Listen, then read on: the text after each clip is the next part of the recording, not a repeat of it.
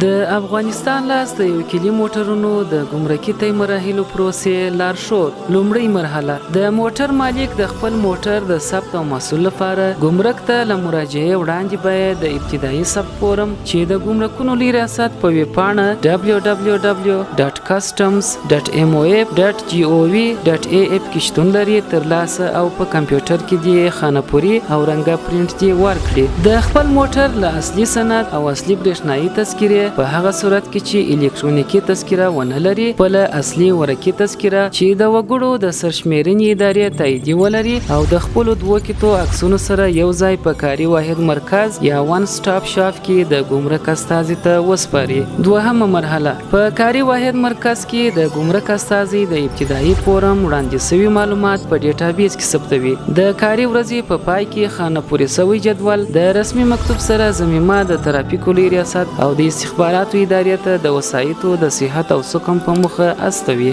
د ترافیکو ریاست د تخنیکی ټیم له لوري وړاندې شوي معلومات د دې ریاست د ریډ سټار ډیټابیس نه مخکې او د استخباراتو په اداره کې په دقیق ډول کتل کیږي او پایله یې د رسمي مکتوب له لارې بیرته کاري واحد مرکز ته استول کیږي. دریمه مرحله: د ترافیکو لوی ریاست او د استخباراتو ادارې د جوابي مکتوبونو له مخې په جدول کې د لیکل شوو موټرونو د مالکینو سره د کاري واحد مرکز له لوري اړیکه نیول کیږي څو خپل موټر د تخنیکی معاینې لپاره ګمرک ته راولي. موټر د ګمرک په داخلي دروازه او اړوند هنګر کې د اندراج په کتابونو کې ثبتېږي چې بیا وروسته په ترتیب سره راغوښتل شوي موټرونه د ټاکل شوي کمیسیون له لوري فزیکي معاینه کیږي. د موټر د صحت او د ترافیکو لوی ریاست له ډیټابیس سره د مطابقت په صورت کې د ترافیکو ریاست د استازي له لوري په کاري واحد مرکز کې د تخنیکی معاینې فورم ډکیږي او د ابتدایي ثبت فورم سره یو ځای د موټر د جرمي مسولیت د نه درلودلو په موخه د کورنۍ چارو وزارت د جنایي تحقیقاتو لوی ریاست د مجرمینو د ثوابتو امریت ته استول کیږي.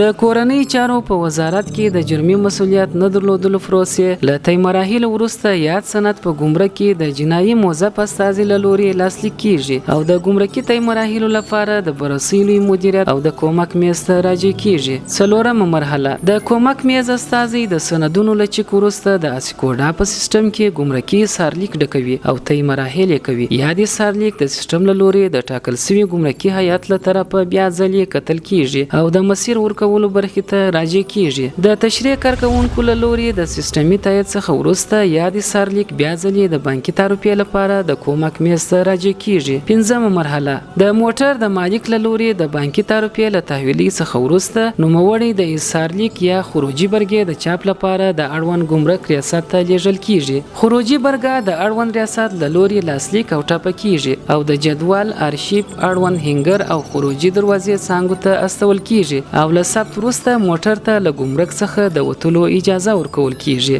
د جدول په څانګه کې موظف مامورین د طی مراحل سو موټرونو اصل سندونه د رسمي مکتوب سره ضمیمه د خپل رسمي استازي له لوري د ترافیکو لوی ریاست ته د نمبر پلیټ او ترافیکي سندونو د ترلاسه کولو لپاره استوي. یادونه: اوس مهال د هیواد په 9 ګمرکونو کابل، کندهار، هرات، نیمروز، بلخ، کندوز، فاریاب، خوست، پکتیا او ننګرهار کې کاري واحد مرکز یا وان سټاپ شاپ شتون لري او هر ورځ په منظم ډول خپل چارې پر مخ وړي. د مالیې وزارت د ګمرکونو لوی ریاست د افغانستان لاس یو کلي موټرونو له محترمو مالکینو څخه غوښتنه کوي چې له دې فرصت څخه ګټه پورته کړي او خپل موټرونو ته قانوني اسناد واخلي.